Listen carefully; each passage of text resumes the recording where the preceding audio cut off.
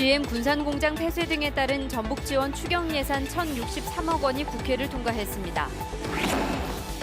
서남대 청산 절차가 시작됐지만 사립학교법 개정안이 통과되지 않아 수백억 원으로 추산되는 자녀 재산은 거액을 횡령한 설립자에게 돌아갈 것으로 보입니다. 거액의 뇌물을 받고 공사 예산을 추가로 배정해준 혐의로 한 전 전북본부 간부가 구속 기소됐습니다.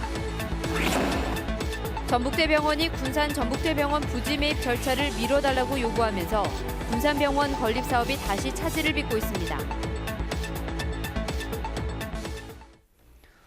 여러분 안녕하십니까? JTV 8시 뉴스입니다. 군산 등 경제위기 지역 지원과 일자리 창출을 위한 정부 추경안이 국회를 통과했습니다. 전북에만 지원되는 개별 사업 예산은 1,060억 원가량이 포함됐습니다. 권대성 기자의 보도입니다. 정부 추경안이 제출 45일 만에 국회를 통과했습니다. 전라북도는 조선업과 자동차 산업 구조조정으로 어려운 전북에만 지원되는 예산이 24개 사업에 1,063억 원이라고 밝혔습니다. 우선 자동차와 조선업의 근로자와 협력업체 단기 지원으로 자동차 산업 퇴직인력 재취업 등 6개 사업에 217억 원이 투자됩니다. 장기적으로 자동차와 조선업을 대체하고 보완할 산업 육성을 위해 특장차 집적화 단지 등 8개 사업에 131억 원이 포함됐습니다. 새만금 장기임대 산업용지 조성비도 정부 지원 비율이 60%에서 80%로 높아져 반영되면서 기업 유치에 도움이 될 전망입니다.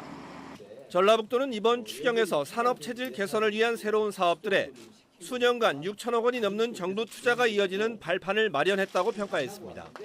또 신규 사업의 경우는 이제 3, 4년간의 사업 기간이 있기 때문에 총액으로 보면 굉장히 많은 비용이 늘어났다. 전라북도는 지방선거로 지방의회 예산 심사가 힘든 만큼 사후 심사 제도를 활용해 추경 집행을 최대한 서두르기로 했습니다.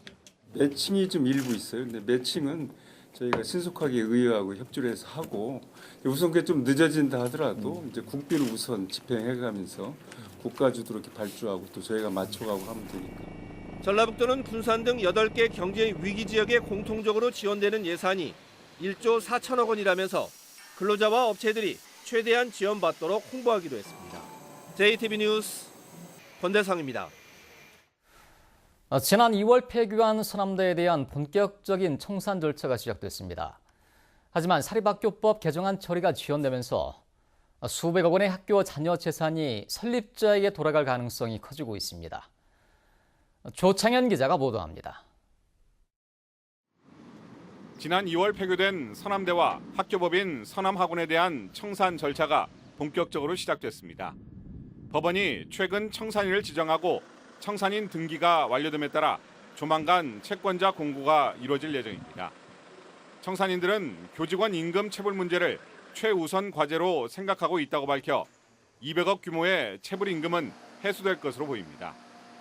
하지만 횡령액을 보전하고 체불 임금을 지급한 뒤 남는 학교 재산의 처리 문제는 여전히 논란거리로 남을 전망입니다. 비리 사학이 폐교하면 자녀 재산을 국고로 환수하도록 하는 내용의 사립학교법 개정안, 이른바 비리 사학 먹튀 방지법은 석 달째 국회에 계류 중입니다. 사학의 자율성과 재산권 침해 공방에 발이 묶여 있습니다. 횡령한 사람의 횡령 책임은 다 면해지면서 그 돈이 그와 관련된 재단으로 흘러 들어간다는 것은 부정의한 일 아니에요. 정의롭지 못한 일이죠. 반대하는 자유한국당 측을 설득을 해서 잘 처리될 수 있도록 하는 길 외에는 방법이 없습니다. 문재인 정부 출범 이후 한중대와 대구 외국어대, 서남대까지 비리 사학이 줄줄이 문을 닫았지만 이들의 재산 대물림을 막을 법적 장치는 아직도 마련되지 않고 있습니다. 청산 절차가 마무리되기 전까지 법률 개정안이 국회를 통과하지 못할 경우 서남대의 남은 재산 수백억 원은 결국 비리 당사자인 설립자 가족에게 돌아갈 가능성이 높아 보입니다. JTB 뉴스 조창현입니다. 배전공사 예산을 추가로 배정해주고 억대 뇌물을 챙긴 혐의로 한국전력 전북본부의 한 간부가 구속됐습니다. 뇌물을 건넨 전기공사업체 대표 4명도 구속됐습니다. 보도에 주혜인 기자입니다. 한국전력 전북본부 배전운영부장 A씨는 지난해 전북 지역 전기공사업체 대표 4명에게서 1억 원이 넘는 금품과 수백만 원 상당의 골프 접대 등을 받은 혐의로 구속 기소됐습니다. 업체 대표들이 맡은 고압 배선 공사에 추가로 수억 원의 예산을 배정해주는 조건이었습니다. 실제로 전북에서만 지난해 100억 원에 가까운 전기공사 예산이 추가로 배정됐습니다. 언제 아시게 된 거예요? 저희 보도자는요. 그러면 그게 사실은 맞나요? 네, 맞았으니까 그렇게 나왔겠죠. A씨와 함께 뇌물을 받은 혐의로 전남 나주의 한전본사 임원 2명도 구속됐습니다. 검찰은 전남 나주의 한전본사를 압수수색해 이들 2명을 특가법상 뇌물 혐의로 구속했으며 조만간 기소할 예정입니다. 또 검찰은 뇌물을 건넨 혐의로 전기공사업체 대표 4명도 구속 기소했습니다.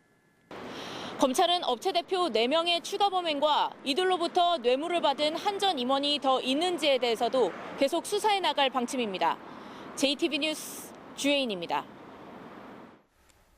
군산시가 그동안 전북대 병원의 요청에 따라서 군산 전북대 병원의 부지 매입 절차를 서둘러 왔습니다.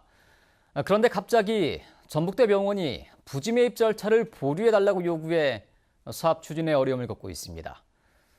김진영 기자가 보도합니다.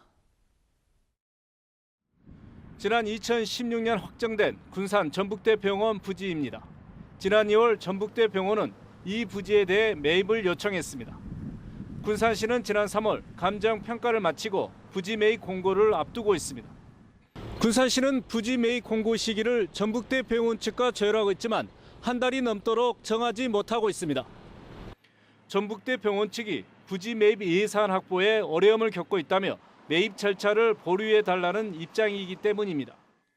군산 전북대 병원 부지 매입비 200억 원 가운데 군산시가 50억 원을 출연했고 나머지 150억 원은 전북대 병원의 몫입니다.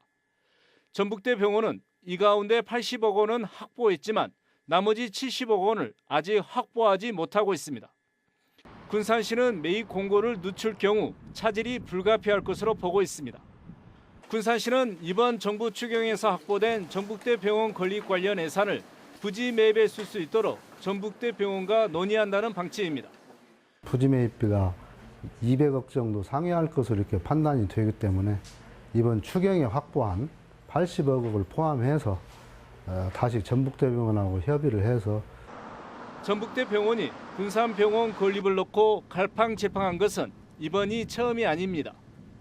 전북대병원은 2022년까지 군산병원을 건립하기로 발표까지 하고도 지난해 타당성 조사를 다시 해 건립 여부를 결정하겠다고 밝혀 파장이 일기도 했습니다.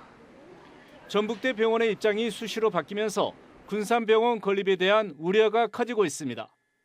JTB 뉴스 김진영입니다. 민주평화당 전주시장 후보 경선에서 이현웅 후보가 승리함에 따라 지방선거 본선 대진표가 확정됐습니다. 임정엽 평화당 도지사 후보는 신재생 에너지 산업을 위한 1조 원 펀드를, 권태홍 정의당 도지사 후보는 균형 발전 공약을 제시했습니다. 지방선거를 앞둔 정가 이모저모 소식 이승환 기자가 전합니다. 민주평화당 전주시장 후보 경선에서 이현웅 후보가 65%를 얻어 35%에 그친 엄윤상 후보를 앞질렀습니다. 전주시장 선거는 이에 따라 민주당 김승수, 평화당 이현웅, 정의당 오영수 후보의 3자 구도로 치러지게 되었습니다. 이현웅 후보는 전주의 일꾼이 되겠다며 안전모를 쓴 채 기자회견을 갖고 예산 확보와 행복한 도시 건설을 약속했습니다.